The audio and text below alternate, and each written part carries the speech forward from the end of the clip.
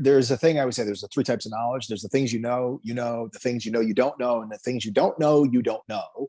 And hyper Bitcoinization is going to come from the third. It's going to come from the things we don't know. It's going to be an exogenous event of some sort that creates a collapse of the dollar, I think. And now when that happens, if you talk to like VJ Boyapati, he's like within the next 50 years, right? So I might not be around for it. You might, I might not be around for it, right?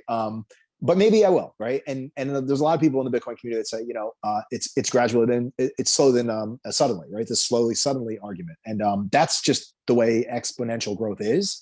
How that happens, there has to be some catalyst. And so I think what it is going to relate to, it's going to relate to all the debt, where we have a debt bubble. It's going to be some kind of a crack that we don't see, like they didn't see mortgages for a while, right? There's going to be some kind of a crack that happens, or it's a Federal Reserve monetary policy error where they think they can push it further than they can. And then there's a loss of confidence within the dollar or the Fed, and the thing unravels.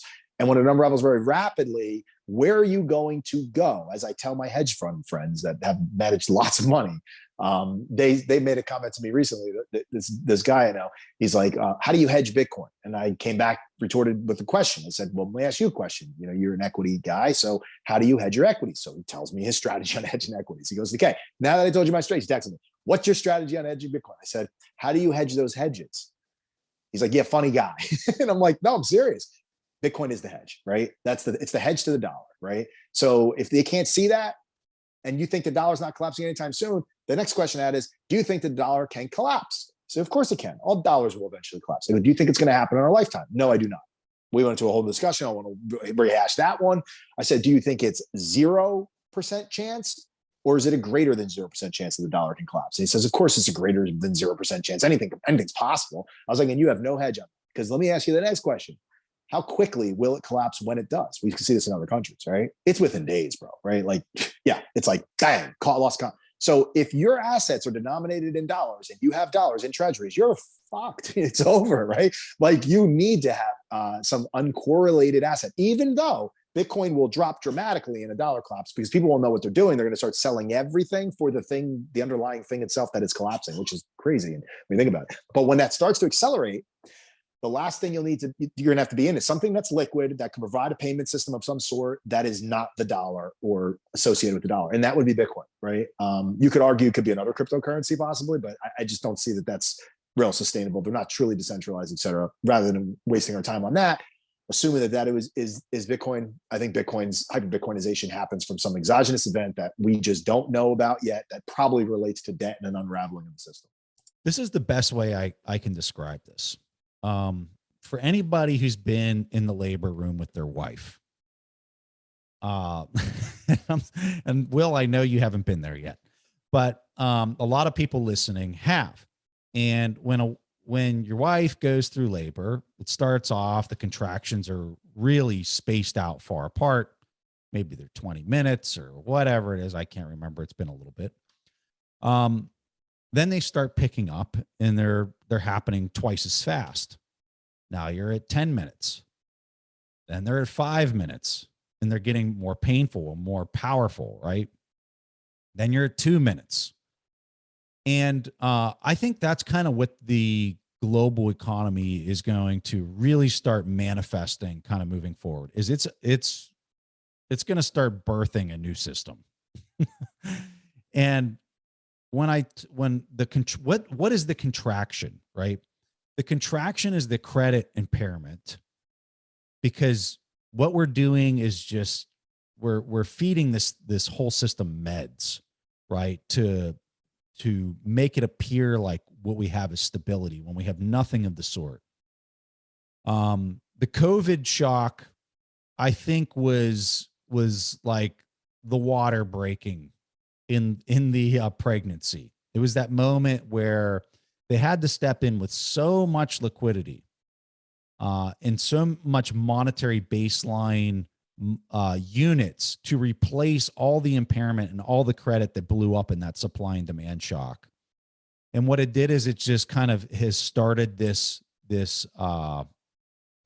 deflationary and inflationary spikes that I think are going to start playing out in a way that I don't think people can really even fully comprehend yet.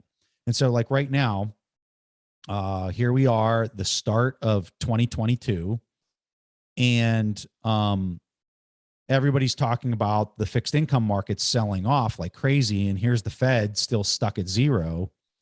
And when you look at the pace of this sell-off in the fixed income market, it's moving out at a pace that is way faster than anything we've kind of seen for the last 6 months. And so that's the contraction getting stronger with more magnitude, that the system, the global system, is getting ready to throw a deflationary fit. Okay. And it's going to throw this deflationary fit. You're going to see equities just sell off like crazy. You're going to see Bitcoin get crushed, right? And every single thing on the planet against fiat is going to get crushed, because what's playing out in this scenario is, over here you have a circle of credit, which is really big, like 300 units to 1 unit, one single unit of monetary baseline. It's like a pimple over on the other side, right?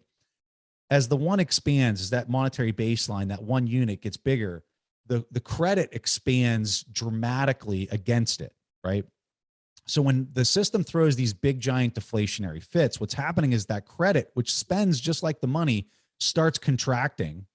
And when you're looking at those two buckets, which represents fiat money, and you compare it to literally everything on the planet, real estate, stocks, fixed income, everything, right?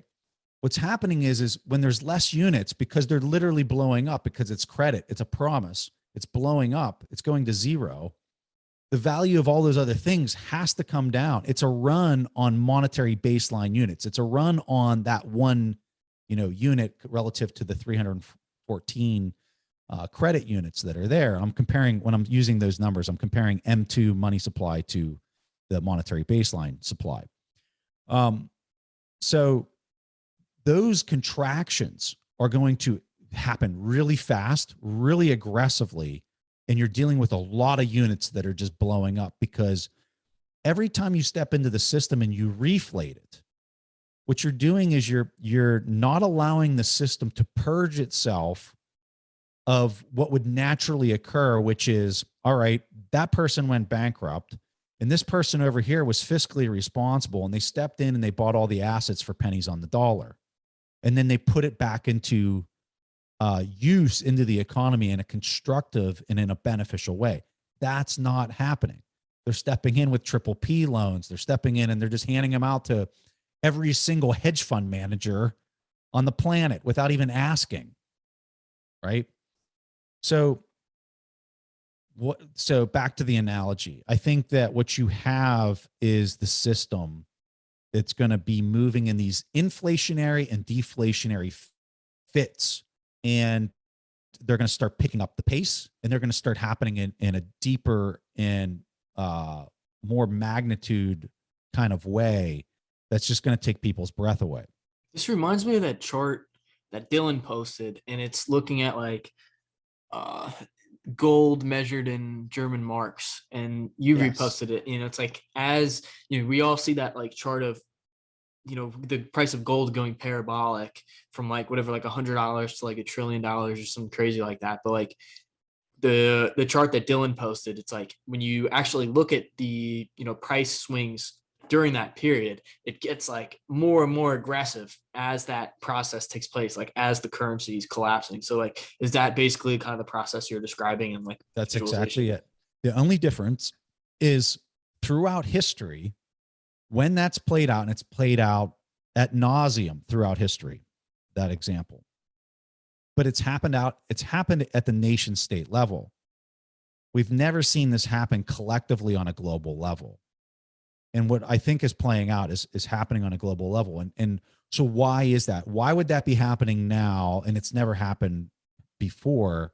Well, it all comes back to the Bretton Woods Agreement and the global cooperation that happened out of that agreement. So the dollar was pegged to gold, and every other currency on the planet was pegged to the dollar. So it was global cooperation through that monetary system. Then in 71, we all collectively came off of that system. and went into a petrodollar system with every fiat currency floating against the other. Well, that system stayed in place until you get the interest rates down to nothing, right? And so like that system was being debased clear back, as soon as we went on that system, it was nation states competing with their debasement to engineer growth and GDP into their domestic regions. So that works because they all look like they're relatively not moving compared to one another. Like the dollar debases, everything in Europe gets expensive, right? So then they debase. It's like that analogy to you're on the highway, you got the two cars, you can't see how fast the car next to you is going. It looks like everybody's going zero if you're not seeing any type of backdrop. Well, Bitcoin's the backdrop. Bitcoin's supplying that backdrop so that you can see how fast you're going now.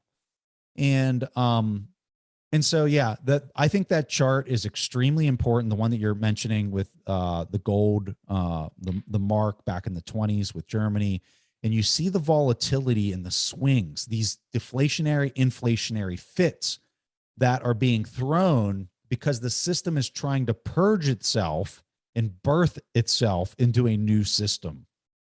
And I think that's what we're seeing.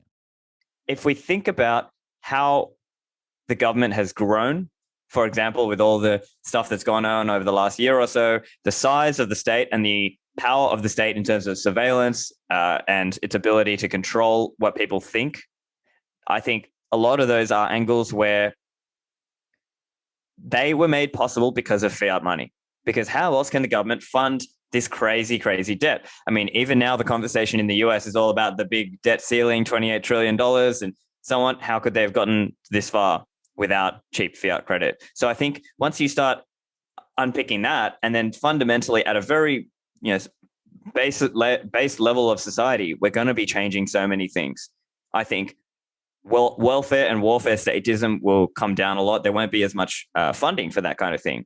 It's really going to change a lot about what we do. I think there have been forces that also cut against, say, the family, as an example. Families, churches, communities, and it's almost, I wouldn't say like deliberate, but it's just almost like there's all these forces or powers, in a sense, pushing against like the family and community aspect, and it's been pushing in the direction of atomizing the individual, right? You grow up, and then the idea is, oh, you got to go to college away from your family and your friends back home, and now you got to travel for that, and just overall atomization of society, and people not sort of knowing who their neighbors are, not knowing who their culture and their community is.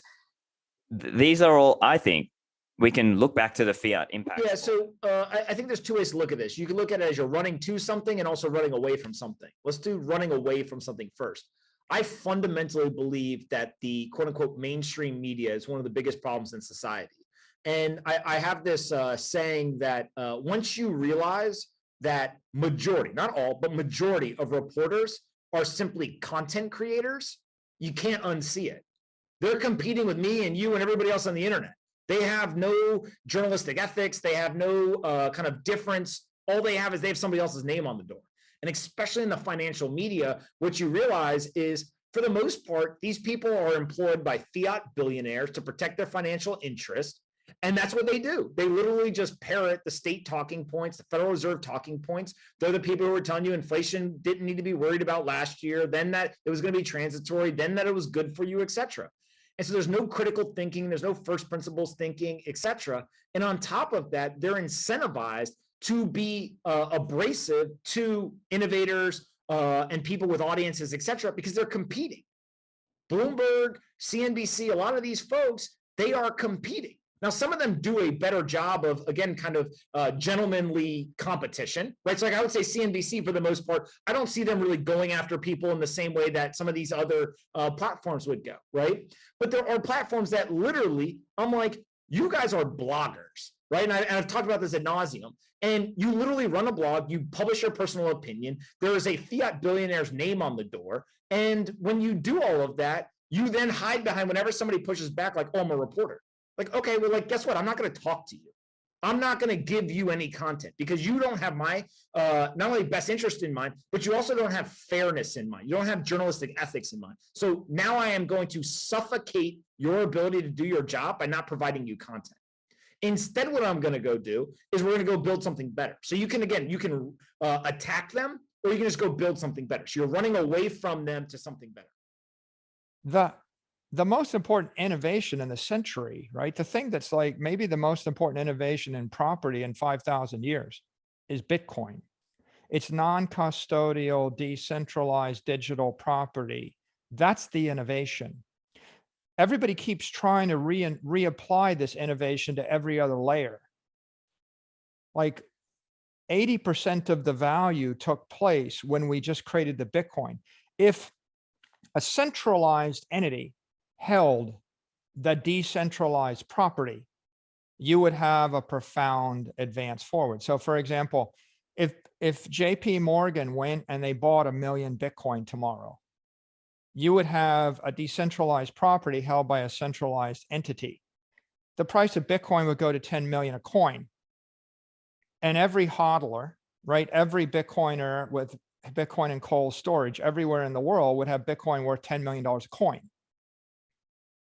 Now, there's going to be 100,000 platforms, 100 million companies.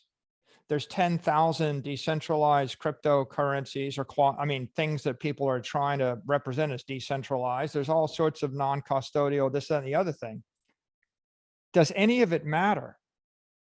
No. Nothing matters. There's only one thing in the world that matters, which is Bitcoin.